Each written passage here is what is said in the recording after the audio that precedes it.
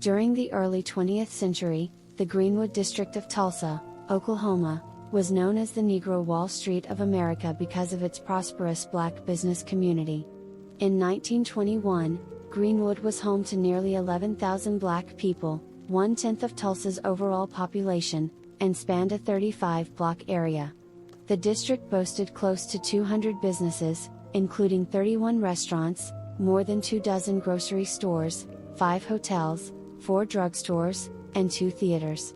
There were a dozen churches, as well as 2 schools, 2 hospitals, 2 newspapers, and a public library. Most of the businesses and residential properties were owned by black Tulsans.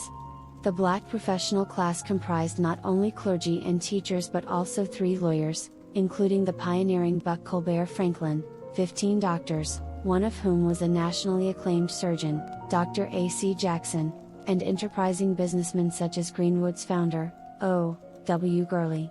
Remarkably, the neighborhood's affluence occurred at a time when most black Southerners lived in rural areas and toiled as sharecroppers on white-owned plantations. For all these reasons, the Greenwood district was not just a wealthy black community in the age of segregation, it was, and remains, a potent symbol of black excellence. The eruption of white mob violence in downtown Tulsa on May 31, 1921, interrupted Greenwood's historic ascendancy. What has come to be known as the 1921 Tulsa Race Massacre was instigated by speculation that 19-year-old Dick Rowland, who was black, had attacked Sarah Page, a 17-year-old white elevator operator. While it is unclear precisely what occurred during the brief interaction between the two in an elevator in Tulsa's downtown business district on May 30, we know that Page screamed and Rowland fled the elevator in a panic. There is no record of what Page told bystanders or the police who interviewed her following the incident, but police authorities were left with the impression that Rowland had attacked her. The following afternoon, on May 31, the Tulsa Tribune published an incendiary article, "Nab Negro for Attacking Girl in an Elevator," which asserted that Rowland had indeed assaulted Page. As was common for the era, the Tribune insinuated that he had attempted to rape her. Word began to spread about the alleged attack, and by evening a large number of whites had begun to gather in front of the Tulsa County Courthouse, where Rowland was being held in the county jail. It quickly became clear that some among the crowd intended to lynch him. Fearing that the lynching of Dick Rowland was imminent, a small, armed contingent of black men, some of whom had served in World War I, came to the courthouse around 9 p.m. to offer the authorities their assistance.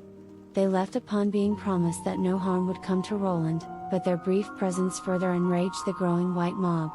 By 9:30 there were almost 2,000 angry whites milling around outside the courthouse, many with guns, and the county sheriff was preparing his deputies to make a stand should the building be attacked. When a second, larger group of black men arrived in hopes of helping to protect Rowland, they were again told that their services were not needed. This time, however, a white bystander, perhaps angered by the sight of black men carrying weapons, attempted to take the gun of a black veteran who was walking away with the rest of the group. As the men struggled, one of their guns went off. In the chaos of the moment, armed whites began shooting indiscriminately at the retreating black men, some of whom shot back.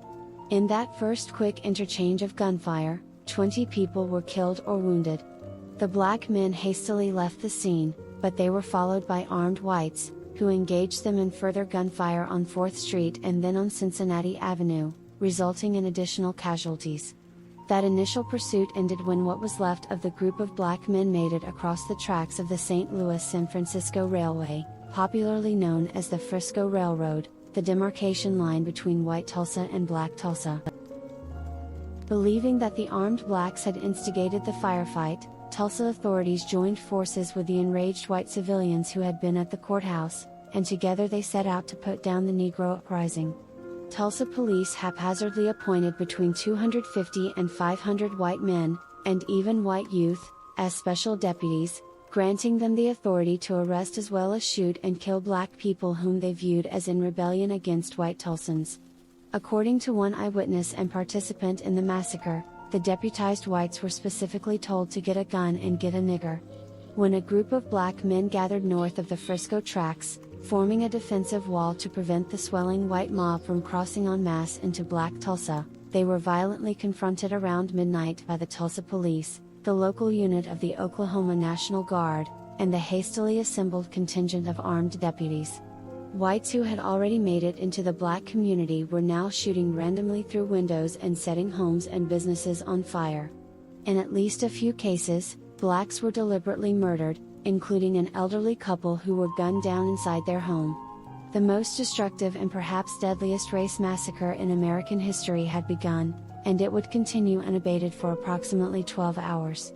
By noon on June 1st, by one contemporaneous estimate, as many as 300 people had been killed, and Greenwood's business district, as well as more than 1,000 black residences, lay in ashes.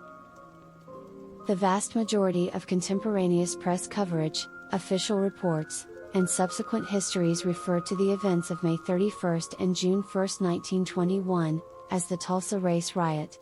To be sure, since the middle of the 19th century, race riot has been the generic term used to describe outbreaks of violence between different racial or ethnic groups. In the past 5 years, however, there has been a growing consensus within the news media and the general public around race massacre as the more appropriate descriptor, which is part of a larger effort to tell the story of what occurred from the vantage point of the black victims and survivors. The Tulsa Race Massacre Centennial Commission, 2015-present, headed by Oklahoma State Senator Kevin Matthews, is to be applauded for its leadership in initiating the conversation about how the events can be most accurately framed. I believe the shift in terminology from race riot to race massacre is a necessary and timely corrective. First and foremost, the word massacre better captures what actually occurred. Had the black community been able to keep the white invaders from entering the Greenwood district, or had the violence subsided that same night, the term riot might be more apt. The following morning, however, white civilians and authorities banded together to launch a systematic assault on black people and property, and that coordinated incursion places the subsequent events squarely in the realm of a massacre. According to testimony from both black and white eyewitnesses, by daybreak on June 1st, several thousand armed whites had amassed in various locations along the southern border of the Greenwood district. At approximately 5 a.m., a whistle or siren was sounded as a signal for the invasion to begin. As the white mob stormed into Greenwood, a machine gun that had been set up atop a grain elevator sprayed bullets into black homes, businesses, and churches along Greenwood Avenue. Airplanes flew overhead, from which whites reportedly fired pistols and shotguns, and even dropped rudimentary explosives, down at blacks fleeing the violence. Once in Greenwood, the invading whites, civilians as well as authorities, reportedly shot and killed any black person who was found to be armed or who did not immediately surrender, including some who were simply attempting to flee from the violence. Faced with this overwhelming show of force, black Tulsans reluctantly emerged from their homes, surrendered whatever weapons they possessed, and were taken into custody. They were transported to temporary detention centers, at Convention Hall until it was full, and then to McNulty Park and the fairgrounds, where they were held until they were able to get a white person to vouch for them. There is no evidence that any of the whites involved in the mob violence were detained by authorities, let alone arrested. Some buildings in Greenwood had already been set ablaze during the nighttime fighting, but whites now systematically looted homes, churches, and businesses and then set them on fire. After some 12 hours of continuous mob violence, almost every significant structure within the 35-block area had been burned to the ground or severely damaged. The invasion of the Greenwood district, in other words, was a far cry from a race riot or merely an outbreak of violence between two different racial or ethnic groups. It was an intentional military-style assault on a civilian community. The financial losses were staggering, totaling approximately $2 million, $26 million in today's dollars, of black wealth. White-owned stores that had been looted by whites seeking guns and ammunition during the massacre later received restitution, but even though insurance companies and the city of Tulsa initially promised to recompense black business owners and black residents who had lost everything, they never made good on such reparations. Furthermore, Tulsa area banks and lending institutions refused to provide loans to black businesses and homeowners seeking to rebuild. In retrospect, the actions of the white mob and local authorities can only be interpreted as a concerted attempt to expel Tulsa's black community, as had happened elsewhere in the region. Seemingly underlining this point, a photo of Greenwood engulfed in heavy smoke is captioned running, "Sick, the Negro out of Tulsa." Despite the best efforts of the white mob and the city's leaders, black Tulsans rebuilt the Greenwood district brick by brick. By 1942, according to attorney and historian Hannibal Johnson, the district had reached its zenith, with more than 242 black-owned and black-operated businesses. In the final analysis, an important legacy of the Tulsa Race Massacre has proven to be the grit and resilience of the black survivors. Not only is the 1921 Tulsa Race Massacre the most destructive episode of anti-black violence in American history, but it is likely one of the most photographed episodes as well. In conducting the research for the 1921 Tulsa Race Massacre, a photographic history, I reviewed more than 500 photos of the massacre. To my knowledge, similar outbreaks of anti-black violence in Chicago, 1919, Elaine, Arkansas, 1919, and Rosewood, Florida, 1923, did not produce an equivalent number of photos. Not only does the large cache of extant photographs afford us an opportunity to understand the depth and ferocity of anti-black violence during the post-World War I era, but the images also provide an unvarnished glimpse into the psychological underpinnings of white supremacist violence, revealing the documentary choices that white participants made as the massacre unfolded. Moreover, the sheer number of these photos is illustrative of how photographing brutal acts of anti-black violence had become an important social ritual in early 20th century America. Because so many photos of the race massacre are still available to us today, we are compelled, even obliged, to engage with them. In reckoning with this pictorial legacy, there are some questions we must ask ourselves. Why do so many photos exist? Who took them? What do they tell us about the events they depict? In addressing these questions with sensitivity and empathy, I hope that I can use the photos to shed greater light on aspects of the race massacre that might be faint or imperceptible in other documentary sources. An extensive race massacre photo archive exists because so many white participants desire to visually represent and share with other whites their role in the violent destruction of the Greenwood district. Of the more than 500 photographs I reviewed, only the half-dozen images by photographer Reverend Jacob H. Hooker, himself a survivor of the massacre, are attributed to a black person. Unfortunately, his photography studio, located at 22 North Elgin Avenue, was burned down during the massacre and was never rebuilt. White Tulsans' eagerness to photograph the community's devastation was reflective of turn-of-the-century lynching culture, in which photography was central. By and large, lynching culture revolved around white mobs torturing and summarily killing black people in public. White-on-black lynching often became a public spectacle, with as many as several thousand people in attendance. White mobs sought to portray the white community as undifferentiated and united in enacting white supremacy through terroristic violence enacted upon black bodies. For example, photo postcards of lynchings often pictured a crowd of gleeful whites posing near a lynched black body. According to historian Amy Wood, there was an appetite among white Americans for witnessing a lynching because it gave them social authority in telling the story as well as the ability to frame themselves as protectors of the community. The white Tulsans who invaded Greenwood similarly portrayed themselves as protectors, defending their community against an armed Negro uprising. Through taking or sharing photos of destroyed Greenwood buildings and, especially, of armed whites escorting black men with their hands raised in surrender, white participants and onlookers sought to demonstrate that white Tulsans had succeeded in thwarting black violence. Captions such as "Running the Negro out of Tulsa," "Little Africa on Fire," and "Hurting them in the Convention Hall" are indicative of this cultural ethos. Race massacre photos were valued as souvenirs that enabled their authors to credibly inscribe themselves into a triumphalist narrative. This is particularly true of those later sold as photo postcards, which also allowed those who purchased and sent them, as well as the recipients who then viewed them, to vicariously share in that triumph. Although white mob participants enthusiastically took pictures of Greenwood's destruction, most did not leave a documentary record that would later allow their photos to be traced back to them. This was not an uncommon dynamic. As with lynching photography, rarely did white photographers or whites pictured in race massacre photos identify themselves. The bulk of the images for which a specific creator can be identified were taken by amateur white male photographers. For example, Francis Albert Schmidt, who was the University of Tulsa's football coach at the time, and University of Tulsa alumnus Joseph McMinn-House are known to have taken some of the photos that document the detention of black Tulsans at Convention Hall and McNulty Park. In contrast to others' wide-angle images, Schmidt's and House's photos provide close-up views of black families being searched by deputized whites and then loaded onto waiting trucks. In addition, there are approximately a half-dozen extant photos by Schmidt of the corpses of black massacre victims.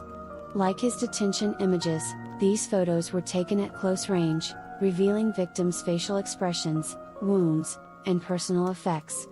As many as 300 people are estimated to have died as a result of the massacre, and yet it is rare to find photos that provide visual evidence of the fatalities. It is unlikely that Schmidt's and House's photos were intended to document the black experience of the race massacre. Nevertheless, they bring into stark focus the horrific violence suffered by Tulsa's black community. At the time, only the state's black newspapers, particularly Oklahoma City's Black Dispatch, and nationally distributed black newspapers such as the Chicago Defender carried stories on the massacre from the vantage point of black victims and survivors, under headlines such as loot, murder, arson. $4 million lost, Tulsa aflame, 85 dead in riot, and police aided Tulsa rioters. Rather than send reporters and photographers to Tulsa to cover the massacre directly, the editors repurposed photos circulating in white dailies to illustrate how white mob violence coupled with the complicity of city officials led to high black fatalities and to Greenwood's physical destruction. Some of the most memorable photos of the massacre were taken not by amateurs but by two of Tulsa's established professional photographers, Clarence Jack and Alvin Krupnick. A week following the massacre, one of Krupnick's most compelling images was published in the New York Times. Depicting a dejected black female survivor sitting on the back of a truck with her few salvaged possessions, exhaustion and desperation clearly etched on her face, it evocatively captured the human tragedy of the massacre.